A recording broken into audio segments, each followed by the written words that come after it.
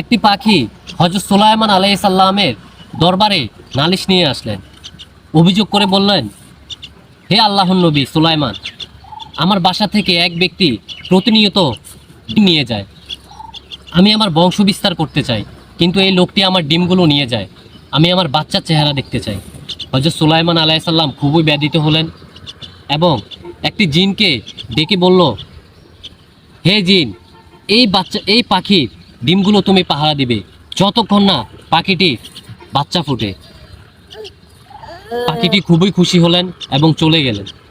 অনেক দিন পর পাখিটি আবারও হযরত সুলাইমান আলাইহিস সালামের দরবারে আসলেন এবং আল্লাহর নবীর দরবারে নালিশ দিয়ে বললেন, হে সুলাইমান, আমি আপনার কাছে অভিযোগ করেছিলাম আমার ডিমগুলো এক ব্যক্তি চুরি করে নিয়ে যায়, কিন্তু সে আবারও আমার ডিমগুলো নিয়ে গেছে। হযরত সুলাইমান আলাইহিস সালাম এবার খুবই রাগান্বিত হলেন এবং রাগান্বিত হয়ে জিনকে ডাকলেন। হযরত সুলাইমান আলাইহিস সালাম জিনকে বললেন, হে জিন, তোমাকে আমি একটি আদেশ দিয়েছিলাম, তুমি কি তোমার ডিউটি ঠিকমতো পালন করনি? ওই জিনটি বলল, হুজুর, আমি 1 সেকেন্ডের জন্য এই পাখি ডিম ছেড়ে কোথাও যাইনি।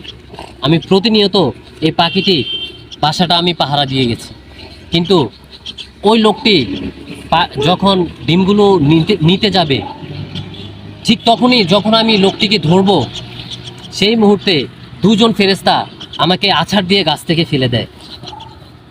তাই আমি আর তার ডিমগুলো রক্ষা করতে পারিনি। হযরত সুলাইমান আলাইহিস সালাম বললেন, এই লোকটিকে ডেকে নিয়ে আসো। লোকটিকে ডেকে আনা হলো এবং লোকটিকে বলল, এই ব্যক্তি, তুমি প্রতিনিয়ত এই পাখির ডিম চুরি করে নিয়ে যাচ্ছ।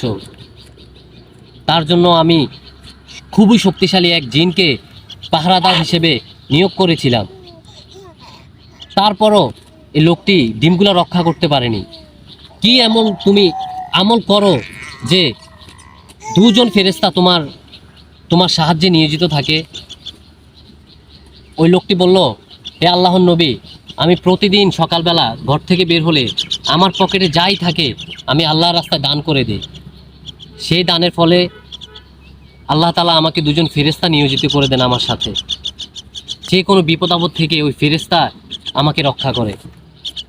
হযরত সুলাইমান আলাইহিস সালাম অনেক অবাক হলেন এবং ওই ব্যক্তিটিকে মাফ করে দিলেন এবং ওই পাখিটিও ওই ব্যক্তিকে মাফ করে দিলেন। সুবহানাল্লাহ।